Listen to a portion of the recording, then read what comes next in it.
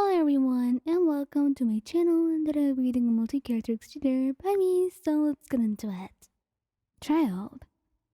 Child engages in combat excessively, for no reason at all, but sometimes it's necessary, and in that case, you try going out with him, because you still want to have your job as a fatui.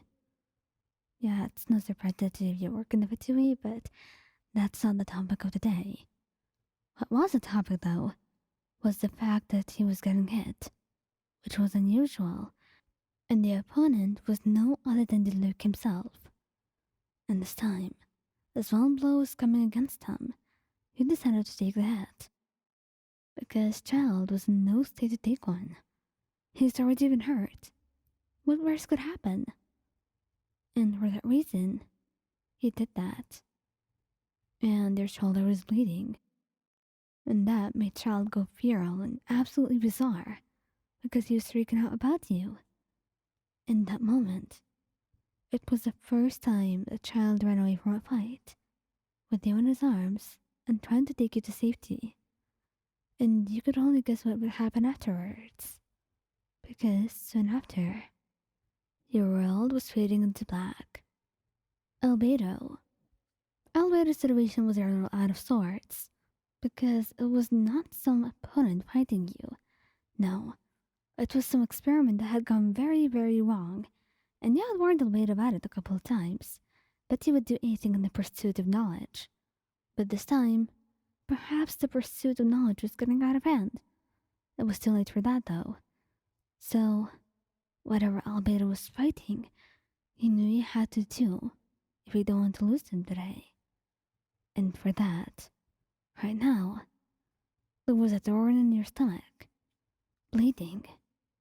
Albedo was freaking out, trying to get you to safety, and extract the thorn, and heal you and set you up.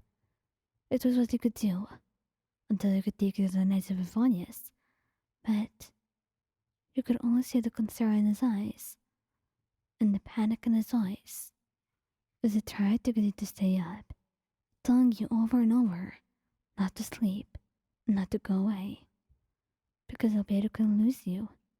He couldn't afford you. And next time, he was never ever going to put you in danger for some situation like this. Screw the pursuit of knowledge, because you came first. Venti. It was some fatui sent by Senora, since she apparently had a hatred for him. It wasn't just the gnosis, she hated him as a whole. Like, the personality and everything. She knew about him being an archon, and that was the main reason she detested him. And Venti was not aware of his surroundings, too busy stinging that he didn't see the fatui sneaking up behind him. And for that reason, we could only think to push him away, because there was no time for anything else. No time to just tell him to get out of the way of the hit. And then, you were the one who was hit by their blade. The fatui staring, and the shock of everyone, and then running away, because that was their mission, a hit and run. And this time, it just so happened that it was you. Vinci immediately took you to Barbara, asking her to heal you. His wind powers were no help, because he couldn't heal you at all. But he kept holding your hand, promising you'd be fine, because you were not leaving him. Not now, and not ever. And as for ever, Vinci would find a way to make you stay alive with him, because he couldn't really part with you. Maybe I'll tell you more on that later. Kaza. Kaza was always fighting treasure hoarders, because it was justice and he just wanted what's right. There were poor people who were being stolen every day, and you could only do most to help them. And you had decided to join him in his endeavors, even if that meant you were going to get hurt. And perhaps on this list, Kaza was one of the most collected, even if he was deeply saddened by the fact that you were hurt. He tried to keep his emotions under control, holding your hand as he bandaged up your wound and disinfected it. And he could only carry you back home on his back, telling you that you should never ever have to take a hit from him again. Because whatever it was, he was going to be able to deal with that.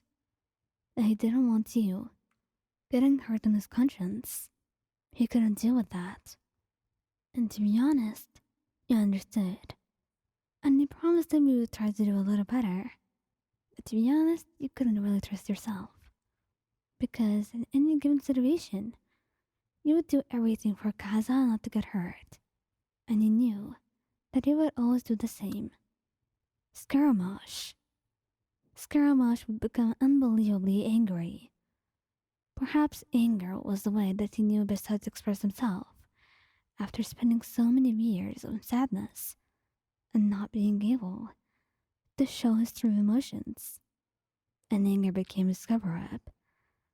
So, in a situation like this, he'd be angry at everyone, at himself, at you, and his subordinates.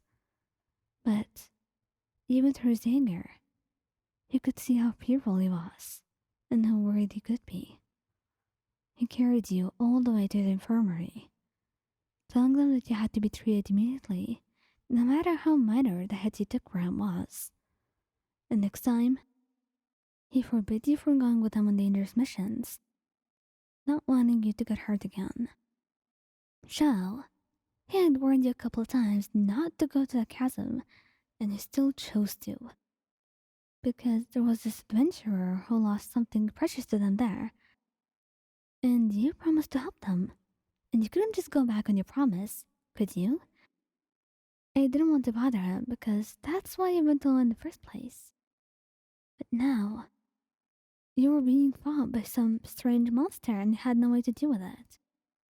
So you called out his name, and perhaps that was the mistake in the first place, because Xiao was fighting, and was getting a little bit too hard for him too, which you didn't see coming at all.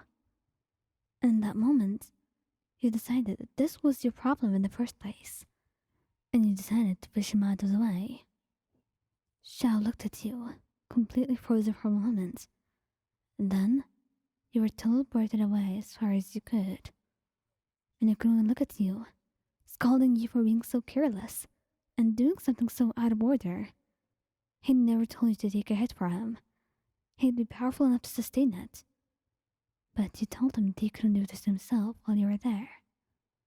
So, he took you to Baizu, telling him to heal you as fast as possible. And then, the two of you were going to have a really long talk, because he didn't like this at all. But he still felt grateful for you. He just wished you wouldn't put yourself in danger again, because next time, he didn't know if he'd be able to handle it.